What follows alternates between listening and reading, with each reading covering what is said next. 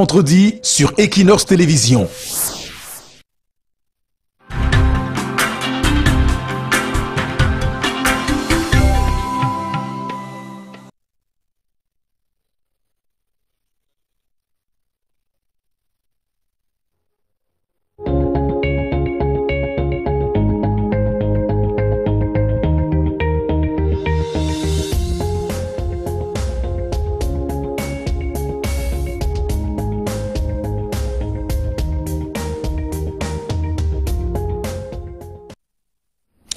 Bonjour, bon début de semaine à tous, madame, messieurs. C'est la revue des grandes unes et c'est la première édition de la semaine. Et donc, nous faisons un tour dans les kiosques ce matin. La presse est donc disponible, le journal La Nouvelle Expression parle des campagnes électorales. Les candidats à l'assaut des électeurs, c'est le grand titre du journal ce matin.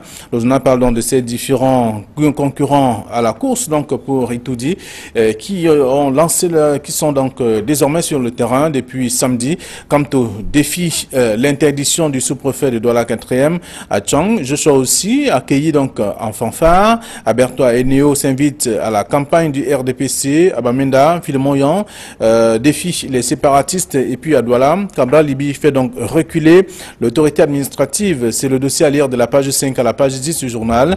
Le même journal parle de santé publique. Ce que proposent les présidentiables, la nouvelle expression dans une série confronte notamment les innovations et que les différents candidats à l'élection présidentielle veulent également apporter à l'offre de santé publique au Cameroun. C'est de la page 9 à la page 10. Le journal s'intéresse aussi au fichier électoral.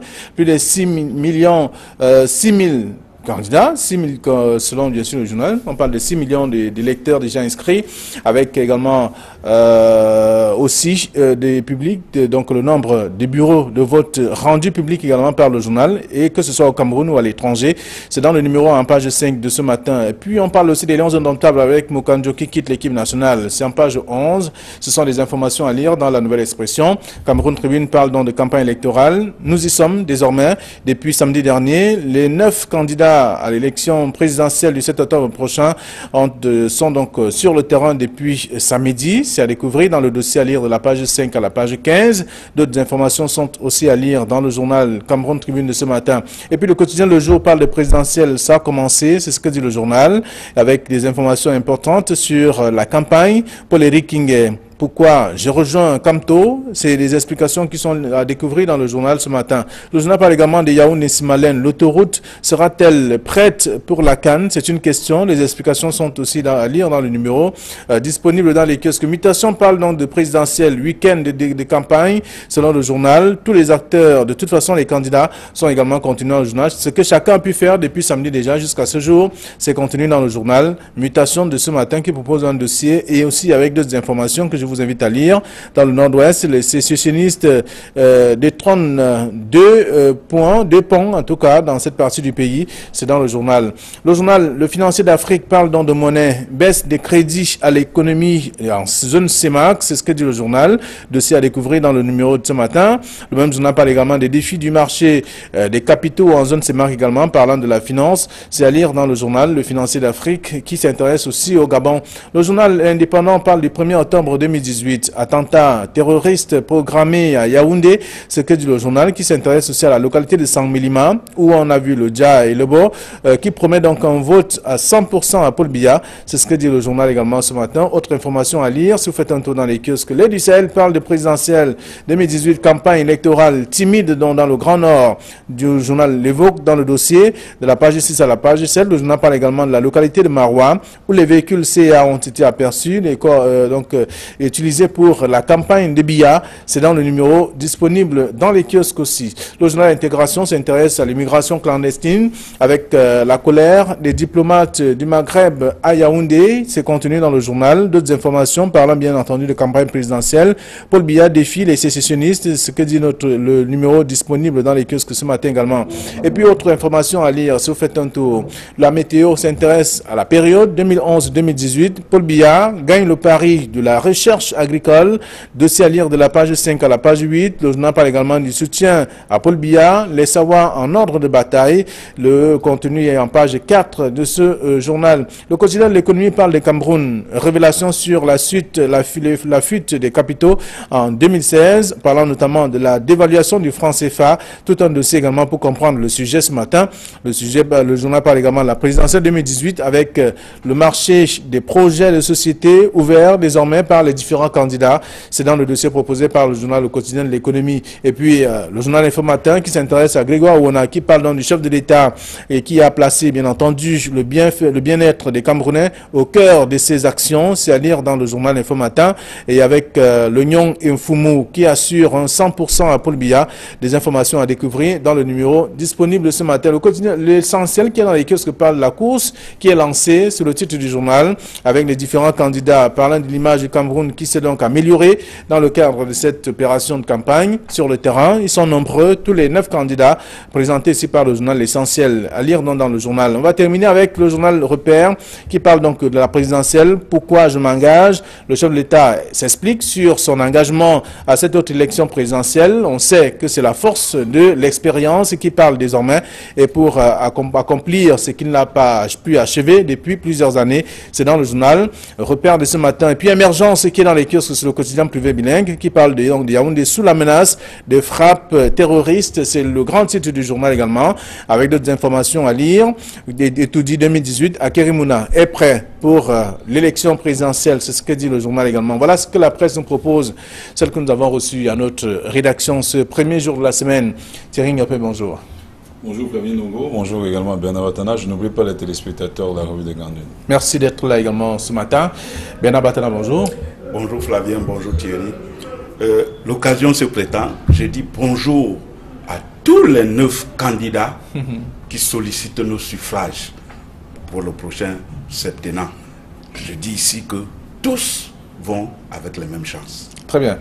C'est bien. Alors, tous vont avec les mêmes chances. C'est vrai, chacun va utiliser sa stratégie de toute façon pour exploiter sa part de chance. Avec les mêmes chances.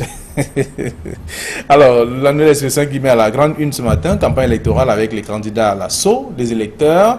Donc, on parle de Kamto qui a défié l'interdiction du sous-préfet de la 4e pour son premier meeting à Tchang. Joshua aussi qui a été accueilli en fanfare. Et puis, à Bertois, donc, les néo qui s'invitent à la campagne du RDPC. À Bamenda, Philemon Yang qui défie les séparatistes. Et puis, à Douala, Cabral Libi qui fait reculer l'autorité administrative. Oui, effectivement, la campagne est lancée avec tous ces travers et autres là. Mais moi, je pense que la presse devait jouer son rôle. Son rôle, non pas d'influenceur, mais d'éclaireur. Parce que lorsque un journal dit, par exemple, que le RDPC défie les séparatistes, cela veut dire que, quelque part, dans le nord-ouest et le sud-ouest, c'est la chasse gardée des séparatistes. Non, ils sont allés lancer la campagne dans le nord-ouest et non défier les séparatistes. Il n'y a pas, le nord-ouest comme le sud-ouest ne sont pas la chasse gardée des séparatistes. Jusqu'aujourd'hui, au moment où on parle, c'est une partie du Cameroun comme toutes les autres parties. Voilà. D'accord. Donc ce n'est pas, en tout cas, il n'y a pas de défi à dire. Il n'y a pas de défi, aucun défi par rapport à un certain groupe. Non, ils sont allés lancer une campagne dans une partie, ils ont choisi d'aller à Bamenda, comme les uns ont choisi d'aller à Edea, les autres ont choisi d'aller à Ezeka, partout ailleurs à Douala. Eux, ils ont choisi d'aller à Bamenda, mais ils n'ont pas défié. Moi, je pense qu'on devait jouer le rôle, pas d'influenceur, mais d'éclaireur. Très bien. Alors, jouer le rôle d'éclaireur, c'est ce que la presse ne fait pas jusqu'ici, selon...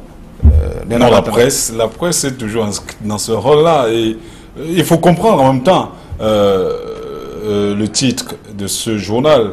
Parce que tout le monde sait, hein, à l'annonce de cette campagne, et même dans la période préélectorale, les sécessionnistes avaient annoncé que la campagne sera extrêmement tendue. En fait, que les événements seront assez tendu de ce côté. Vous avez d'ailleurs vu ce qui s'est passé du côté de Woum, où la route avait été coupée, séparant Bamenda des autres parties du pays, notamment l'Ouest, qui est la région la plus proche de cette zone de conflit. C'est la raison pour laquelle ils ont estimé que Philemon y a quelque peu défié les sécuritistes. Mais parce que cela, il faut quand même souligner qu'on a eu à se délecter tout au long de ce week-end pour ce qui est notamment de Douala, où on a vu une forte mobilisation. D'abord samedi dernier du professeur Maurice Kamto qui a fait le tour, ou a fait 2 grandes sorties assez courues. Et surtout, la journée d'hier où on a vu une mobilisation sans pareil qui nous a rappelé les années 1981 ou l'année 1992 avec le phénomène Frondi. On a vu Cabral Libye accueilli en liesse du côté des DEA. On l'a même vu du côté du stade de Sikam, une mobilisation hors pair. C'est quand même vrai que le RDPC s'est essayé le même samedi à travers une rencontre initiée par certains jeunes, ça il faut le souligner, des jeunes proches du Rassemblement démocratique peuple camerounais, mais également à travers leur meeting de lancement à la maison du parti. Tout à l'heure, Benet Batten a souligné que tous les candidats partent avec les mêmes chances. Je ne pense pas toujours, parce que si vous aviez vu le cortège de Cabral Libye, au-delà de la mobilisation exceptionnelle qu'on a eue au stade de Sikam, le cortège n'était pas aussi fourni que ça.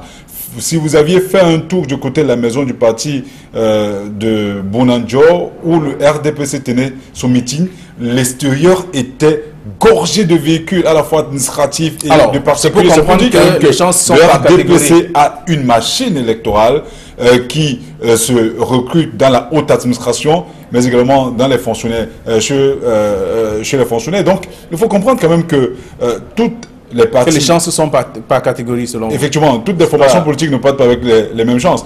Cabral, on l'a vu, a lancé son meeting, a commencé par EDA, est descendu à Douala, alors que le RDPC samedi a lancé ses meetings sur l'ensemble du territoire national, tel n'a pas été le cas des autres formations politiques. Akéry Mouna a choisi le palais du Congrès, il faut que bref, tous les candidats, chacun a choisi au moins un secteur ou une localité pour lancer la campagne. Voilà, justement Flavien, il faut que j'explique ma pensée. Au départ, tous les candidats partent avec les mêmes chances. À l'arrivée, le peuple souverain tranche. C'est de cela qu'il est question. Au cours de la campagne, et c'est justement, ils vont, c'est-à-dire qu'au départ, ils vont avec tous les mêmes chances. Mais à l'arrivée, et c'est pour cela justement que, au lieu d'être stigmatisé, au lieu de regarder le candidat, il faut regarder les programmes. Parce qu'il faut dire ici aux électeurs, aux 6,5 millions d'électeurs, qui sont depuis hier courtisés, que ce n'est pas le candidat qui est important, c'est le programme qu'il vient défendre. Parce que normalement, chaque électeur devait avoir les 9 programmes des 9 candidats pour choisir celui qui le sied le mieux, celui qui répond le mieux à ses aspirations. Il ne s'agit pas ici de voir les foules. On peut voir des foules, mais l'essentiel étant que dans cette foule, qu'est-ce que je retire? Moi, le candidat, moi, celui de Yagua. Si je ne trouve pas un candidat qui va dire que je vais promouvoir la riziculture, parce que c'est la principale activité de Yagua, alors je ne le vote pas. Oui. C'est de cela qu'il est question. Et c'est pour cela que j'ai dit aujourd'hui que la presse devait jouer beaucoup plus son rôle d'éclaireur. Éclaireur, c'est dire aux candidats que ce qui est important, c'est votre épanouissement personnel. C'est pas les élites qui viennent dire voilà, il faut voter tel, il faut voter tel. Alors, restez sur donc le plan, je voudrais dire le programme de campagne des uns des autres pour s'intéresser aux points importants qui pourraient donc annoncer le changement de vie et de mentalité à travers ce qu'on vit au quotidien. C'est ce qu'on peut lire également, ça c'est ce que vous donnez comme résumé, vous faites en fait comme résumé au terme de ce qu'on propose ce matin parlant des campagnes électorales avec les candidats à l'assaut des électeurs. Chacun va séduire à sa manière son électorat pour avoir quelque chose de positif à la fin. Vous voulez ajouter quelque chose? Parce que l'annonce est également dans la mutation. Week-end de campagne, le quotidien le jour dit, ça a commencé. Oui, en réalité, juste pour souligner qu'il est clair que quand on écoute les programmes, j'ai eu la chance d'être sur le plateau hier avec Cabral Libye. C'est quand même vrai que le monsieur était assez structuré, mais chaque pan qui avait été relevé par les différents panélistes était suffisamment maîtrisé par le candidat en question. Et quand on écoute Kamto, que vous avez reçu sur le plateau de La Vérité en face, vous comprenez effectivement que le professeur Maurice Kamto a également une certaine maîtrise des sujets. En réalité, tous ont des programmes assez élaborés. Pareil pour Maître Akeremouna.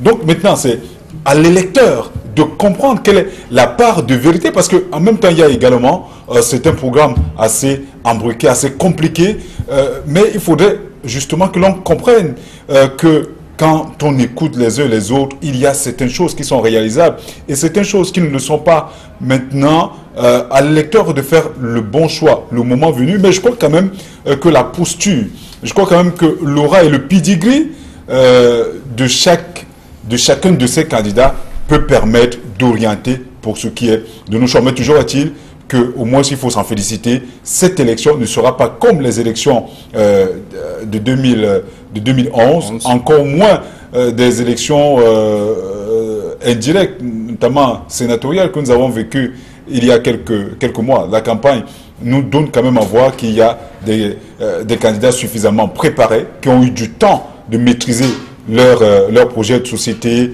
leur plan de campagne. On espère maintenant que cette campagne qui a débuté demain, qui va durer 2 semaines, va nous permettre d'en savoir un peu davantage pour qu'au soir ou au matin du 7 octobre, que nous fassions le bon choix. Très bien. Alors, donc, Cameroun Tribune dit, campagne électorale, nous y sommes. Alors, c'était attendu également, puisque tout a commencé samedi. Et la nouvelle expression revient sur le fichier électoral, avec 6 millions de Camerounais déjà, 6 millions d'électeurs inscrits. Donc, les chiffres présentés par Elections Cameroun, en date du 20 septembre 2018. On voit bien qu'il y a quand même une légère amélioration. Les choses les chiffres. Justement, les choses ont évolué. Je crois lors de la dernière élection, nous étions à 4 millions. 4 millions, on parlait de 4 millions. Et puis, on a évolué. Et 4 millions, mais pas d'inscrits. Oui, on était sensiblement à 5 millions et demi. Voilà, 6 millions, c'est suffisamment. Et on note que parmi les candidats, il y a les seniors, les juniors et les benjamins qui sont à la fond. Autant c'est diversifié, autant on a progressé au niveau même des inscriptions sur les listes électorales.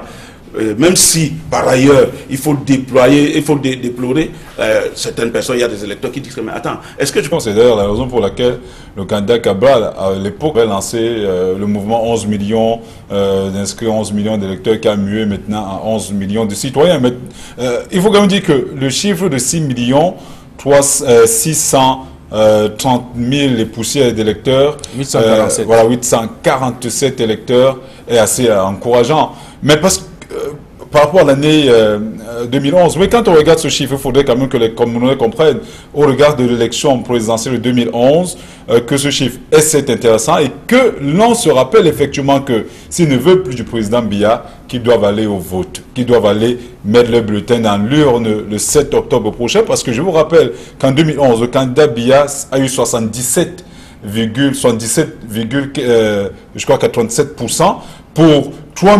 777 000 et poussières de voix.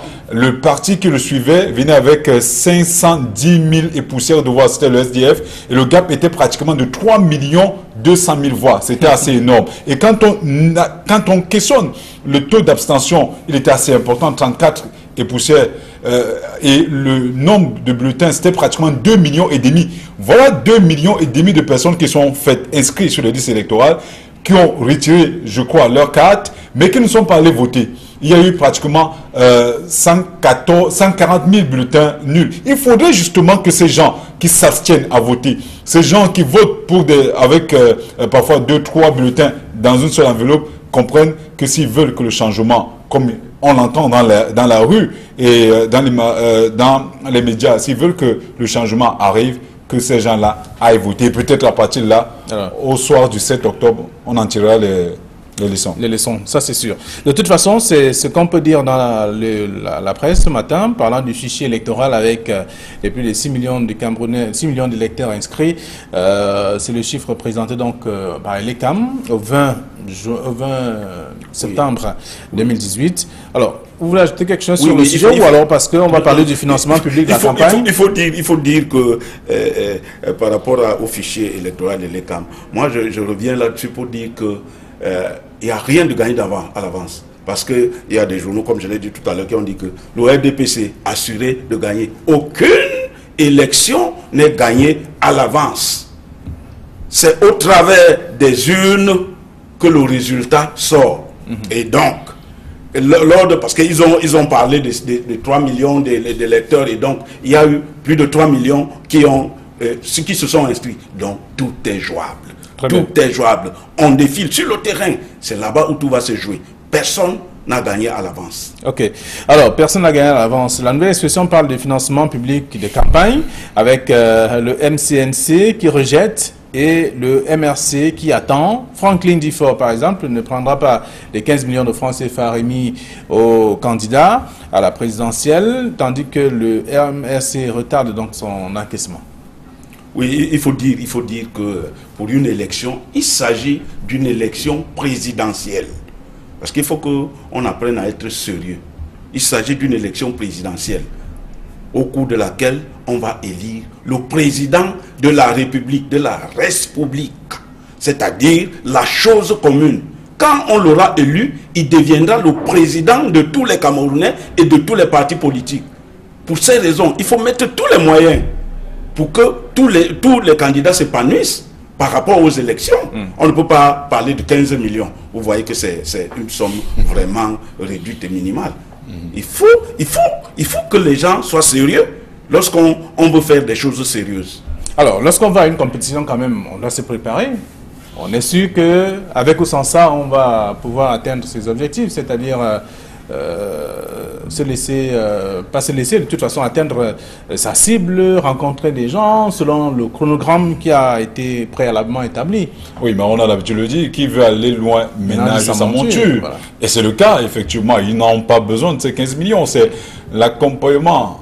C'est un montant qui a été débloqué pour l'accompagnement, bien que je sois contre ce qui s'est passé, parce qu'il est absurde de donner 15 millions pour un montant pour la première tranche et donner les autres 15 millions après avoir aux candidats qui auront dépassé 5% au lendemain de l'élection présidentielle. Cet argent, c'est vrai, plus c'est grand chose. Les partis politiques n'ont pas attendu cela pour entrer en pré-campagne. On les a vus sur le terrain, on a vu les MRC, même dans la partie septentrionale, où ils ont eu des déboires, notamment avec le RDPC de ce côté. On a vu Serge Espoir Matomba ailleurs, également dans le Grand Nord. On a vu Cabral Libi sillonner le monde entier sans pour autant attendre les 15 millions. Ce ne sont pas les 15 millions qui ont permis de le faire. Donc, encore moins Maître Akelemuna, donc ils n'ont pas eu besoin de cet argent-là, mais au moins ceux qui gouvernent le Cameroun. Vous parlez bien d'accompagnement. Donc, oui, voilà. Vous devez il faudrait que ceux qui... de plus ou moins ce qu'on peut avoir. Non, en réalité, il faudrait que ceux qui gèrent ce pays comprennent qu'à un moment donné, il faut être sérieux.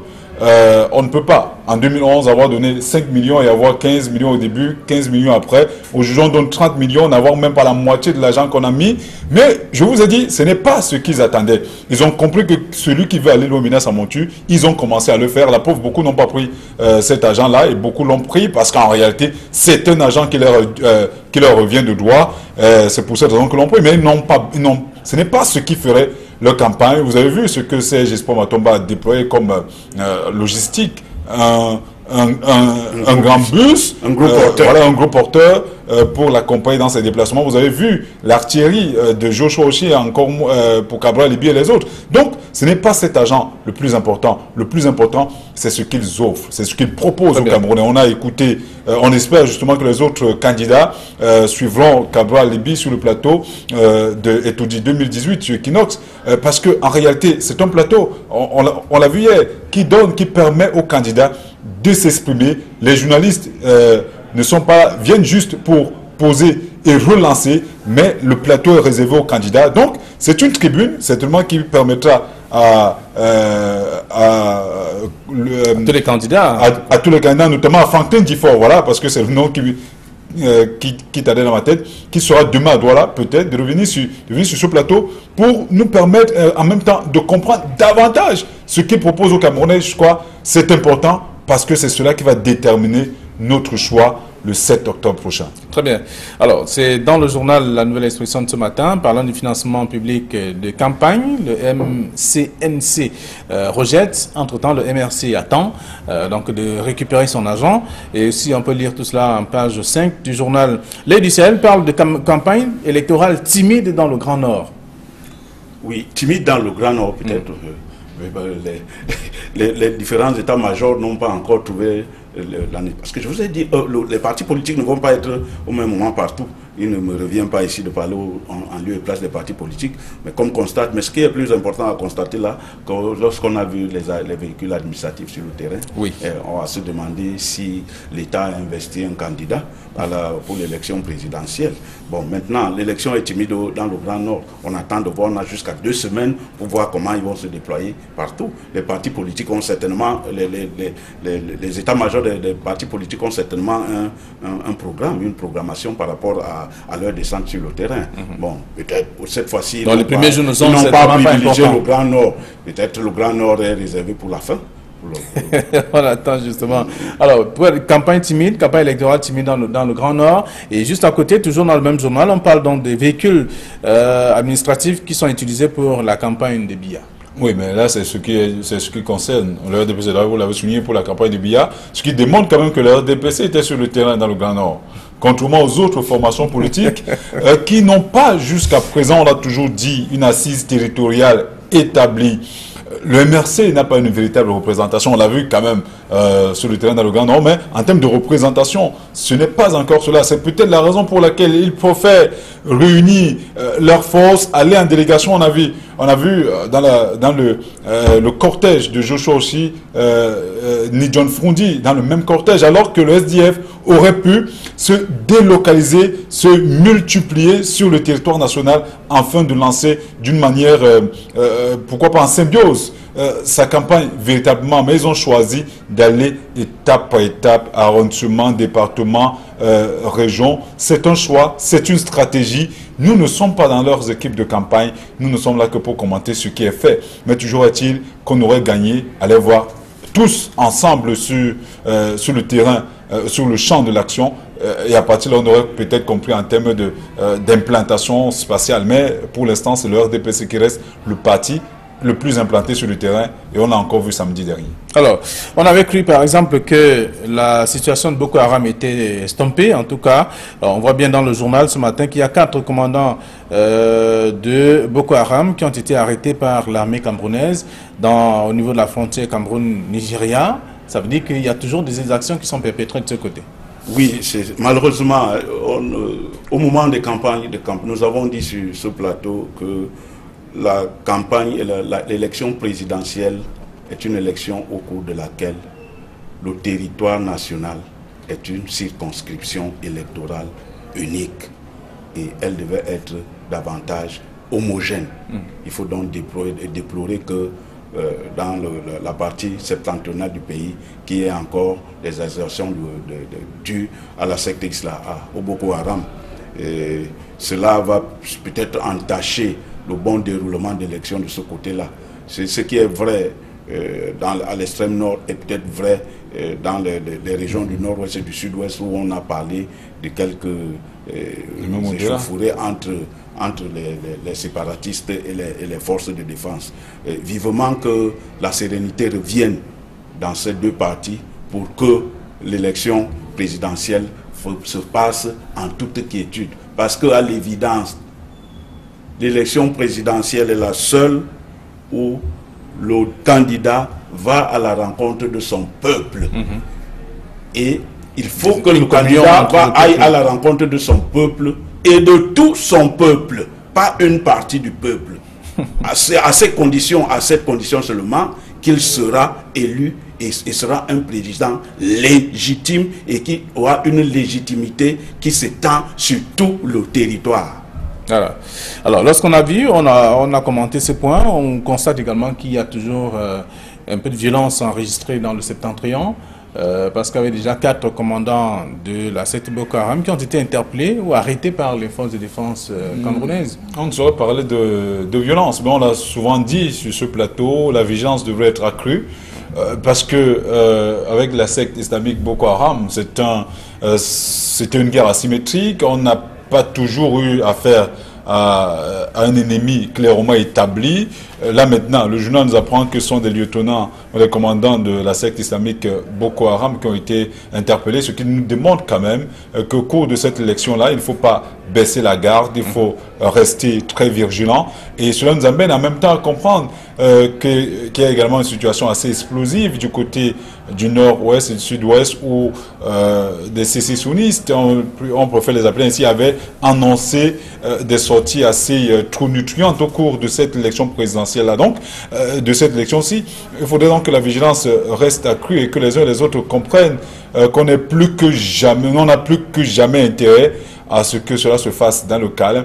Parce que si on veut une véritable alternance au Cameroun, cela ne peut se faire que dans les urnes, et que si on ne veut plus du candidat Biya, que ceux qui ne veulent plus de ce candidat-là aillent sur le terrain, aillent au vote et votent contre lui s'il l'espère, le fait battre. Mais en même temps, ils ont des éléments pour le faire. Le président Biya, au-delà du journal Repère qui ressort, je crois, l'essentiel de son dernier ouvrage pour le libéralisme communautaire, en fait, l'ouvrage Rechauffé. Au-delà de ces aspects-là, il y a beaucoup d'éléments qui militent contre le président Biya, contre le candidat sortant. Quand on regarde l'état de décrépitude avancé du tissu économique local, quand on regarde le taux de chômage qui devient presque endémique, quand on regarde le niveau des infrastructures routières, ou des infrastructures en général, parce que quand on parle de routière, on parle également d'infrastructures hospitalières assez dégradées. Quand on regarde le tissu industriel camerounais, quand on regarde les accords de partenariat économique qui ont été ratifiés alors que les entreprises camerounaises ne sont pas encore à niveau pour faire face à la compétitivité, quand on regarde tous ces aspects-là, ce sont des éléments qui ne militent pas pour le candidat sortant, que les autres y travaillent et que les autres acceptent d'aller au vote pour les vincer s'ils veulent que les choses changent. Très bien. Alors, dernière prise de parole. Donc, merci à vous, chers messieurs, d'être venus commenter ces différents sujets. La presse est donc disponible dans les kiosques ce matin, comme tous les matins d'ailleurs. Et les lecteurs ont la possibilité, la lourde charge d'aller également dans ces kiosques-là, se procurer ces différents tabloïds et autres parfums de l'actualité. Je vous souhaite une très bonne journée et bon retour à vos différentes rédactions. À demain pour une autre édition de la Revue des Grandes Unes. Bonne journée à tous.